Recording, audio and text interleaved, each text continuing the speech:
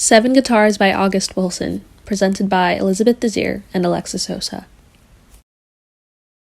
Seven Guitars is fifth in the sequence of 10 plays by August Wilson categorized under the Pittsburgh or Century Cycle, a series that covered the African-American experience throughout the 20th century for 100 years from 1900 to 1990. Taking place in the 1940s, or more specifically, a setting of 1948 summer in Pittsburgh, Seven Guitars centers itself around the events leading up to the funeral of the character Floyd Barton. The play commences with the gatherings of friends Louise, Canewell, Vera, Red Carter, and Headley in Louise's backyard shortly after Floyd's funeral. This particular scene, as we find out, later serves as both the opening and closing of the play. We then flash back to presumably weeks prior to the death.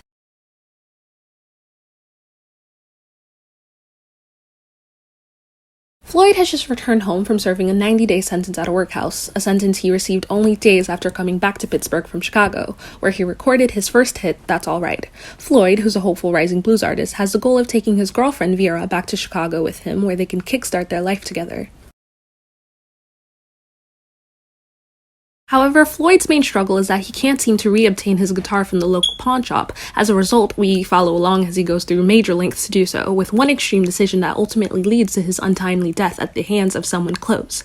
Although Floyd is the main protagonist of the play, each character holds an important arc that helps us visualize the racially motivated societal obstacles that essentially hold their dreams hostage. One with major significance is the character Headley, the so-called antagonist. He's dying of tuberculosis, yet is the most spiritually and religiously devoted character in the play. Headley believes that Buddy Bolden, a famous trumpet player, will bring him money to buy a plantation like his father once promised. Although his belief seems delusional, it compares to the wishes that each character secretly holds for themselves, the faith in there being something greater for them.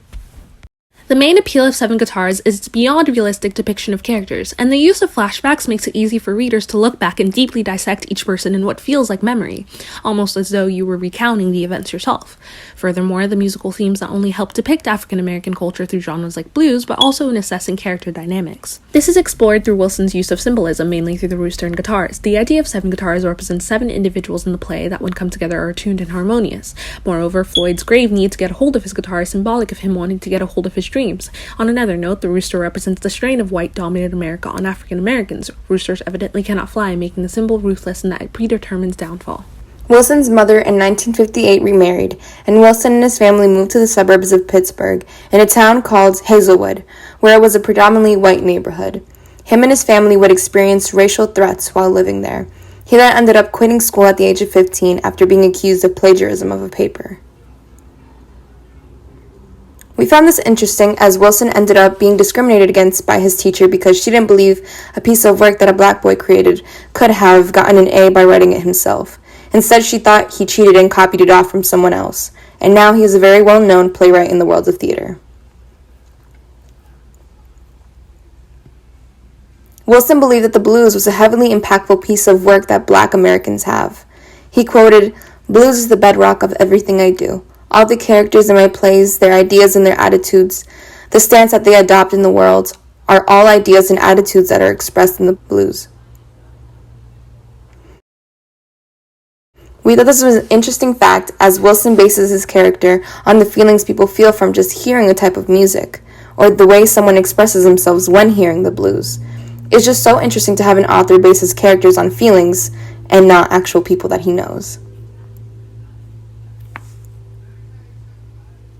Wilson's plays are set in early black urban communities, where Wilson was constantly surrounded by people who struggled to have a decent job, a better home, a better way to live their lives, come to terms with their past, the dream they had for the future, the ability to eat a meal, and a place to sleep, or just being able to find someone to love.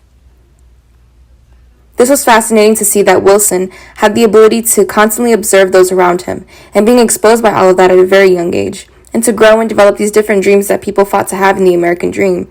And he pushed to have these underlying factors in his writing to show those what it was like in the black community.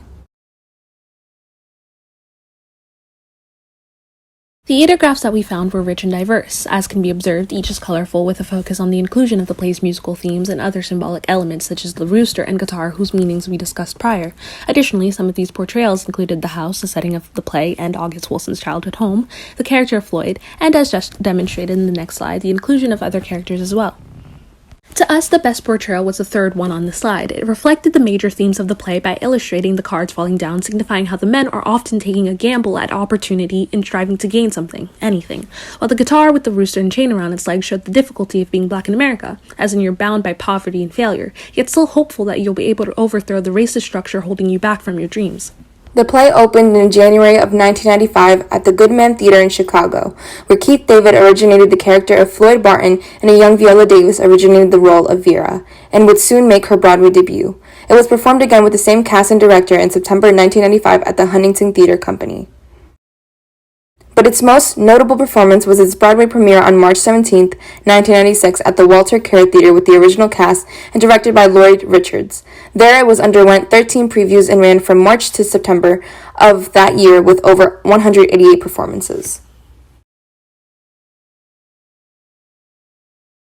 Another memorable rendition was one performed in 2016 in the backyard of August Wilson's childhood home in the Pittsburgh Hill District, which acted as the actual setting of the play, as presented by the Pittsburgh Playwrights Theater Company.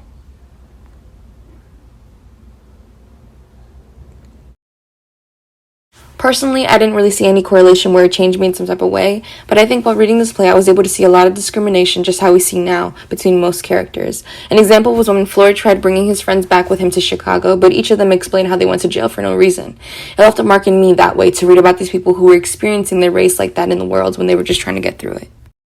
I thought this play beautifully approached the plight of the black man in America. While reading, I could feel the exhaustion and desperation of these characters to simply have something permanent for themselves, especially Floyd and Hadley, whom to me were the antithesis of each other, one willing to do anything to get his desire and the other convinced someone would come and grant it to him, both failed by the world they held so much faith in.